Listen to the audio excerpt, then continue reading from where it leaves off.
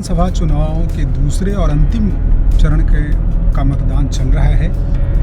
20 जिलों के 122 विधानसभा सीटों के लिए वोटिंग हो रही है। यदि बात करें तो इस अंतिम चरण के मतदान में कई सारे दिग्गजों का भविष्य दांव पर लगा हुआ है और इसमें 7 ऐसे ज़िले हैं जहां पे एनडीए का खाता नहीं खुला था।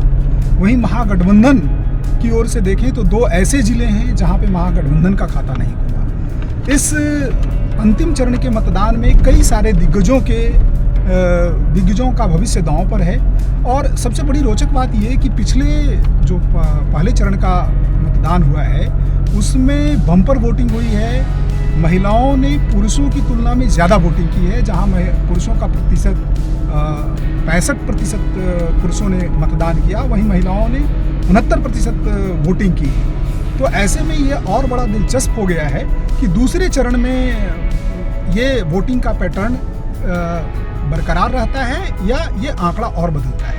यदि मैं सीट वाइज बात करूं या पार्टी दलगत बात करूं तो पहले चरण में जो एनडीए के बड़े नेता हैं जिनका भविष्य दांव पर लगा है उसमें पूर्व मुख्यमंत्री जगन्नाथ मिश्रा के बेटे नीतीश मिश्रा हैं जो झंझारपुर से अपना किस्मत आजमा रहे हैं। उसी तरीके से एनडीए के मंत्री सुमित कुमार सिंह, विजेंद्र यादव सबसे बुजुर्ग नेता रहे हैं एनडीए सरकार में और लगातार पिछले 20 साल से मंत्री हैं। तो ये हैं जयंत राज हैं, नीरज कुमार सिंह हैं, बेतिया से रेणु देवी जो पूर्व मुख्यमंत्री भी रह चुकी हैं, लेसी सिंह एनडीए की बड़ी कद्दावर मंत्री रही हैं, उसी तरीके से कृष्णनंदन पासवान हैं। तो एनडीए के ये नेता हैं। वहीं महागठबंधन की ओर से देखें तो महागठबंधन के वरिष्ठ नेता हैं और पूर्व विधानसभा अध्यक्ष भी हैं उदय नारायण चौधरी, वो चुनावी मैदान में हैं। कांग्रेस के प्रदेश अध्यक्ष राजेश राम, वो उनका भविष्य इस अंतिम चरण के चुनाव की वोटिंग से तय होना है।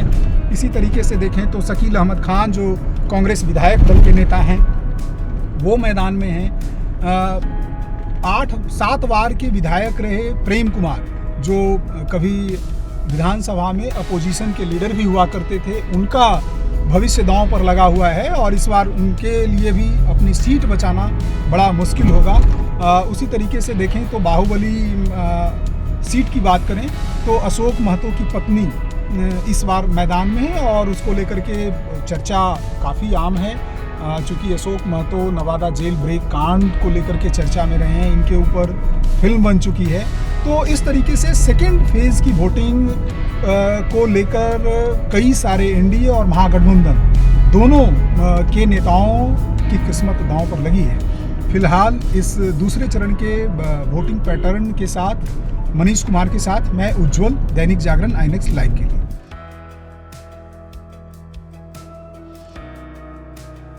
नमस्कार। दूसरे चरण की मतदान जारी है। अभी मैं झंझारपुर विधानसभा के भवनाथ विद्यालय में मौजूद हूँ। झंझारपुर विधानसभा मधुबनी जिला के अंतर्गत आता है। आप देख सकते हैं मेरे पीछे मतदाताओं की लंबी कतार लगी हुई है। लोग अपनी बारी का इंतज़ार कर रहे हैं। महिला वोटर, पुरुष वोटर के साथ जैन जी वोटर्स में काफ़ी उत्साह देखने को मिल रहा है। कुछ लोगों से बात करेंगे इस बार वो किस मुद्दे पे वोट कर रहे हैं, इस बार किस मुद्दे पर वोट किए हैं। क्या नाम है आपका? मेरा नाम सुनील कुमार बेदर्दी। किस मुद्दे पे वोट किए? मैं विकास के मुद्दे पे वोट दूंगा, जो मुझे सुरक्षा दे, मुझे रोजगार दे, मैं उसी मुद्दे पे वोट देना चाहता हूँ। आपका क्या नाम है? गणेश कुमार यादव। किस मुद्दे पे आप वोट किए? रोजगार पर देंगे युवा का। आप किस मुद्दे पे? बदलाव की लहर है, परिवर्तन की लहर है, परिवर्तन होगी सरकार में। जो गरीबों का हित को देखेगा वही ना। ये जो डिक्टेटरशिप की सरकार है, मुख्यमंत्री कोई है, सरकार कोई और चला रहा है, तो इसको हम लोग थोड़े वोट देंगे। हम लोग तो जो बदलाव की लहर की बयार में हम लोग बह रहे हैं, बदलाव की बयार में चलेंगे हम लोग, परिवर्तन की लहर में है। क्या नाम है? मेरा नाम रविंद्रनाथ मंडल है। आप अपना नाम बताइए। आशुतोष झा। आप किस मुद्दे पे वोट किए? बेसिक जो है मतलब स्वास्थ्य, शिक्षा, सुधार सुधार की जरूरत है। पलायन जो हो रहा है हमारे यहाँ से। देश प्रथम, सबसे पहले देश प्रथम, उसके बाद दूसरा विकास, ये सबसे जरूरी है। ये सबसे बड़ा अहम मुद्दा है और ये आम नागरिकों को सबको यही सोचना चाहिए। देश प्रथम और विकास जरूरी है।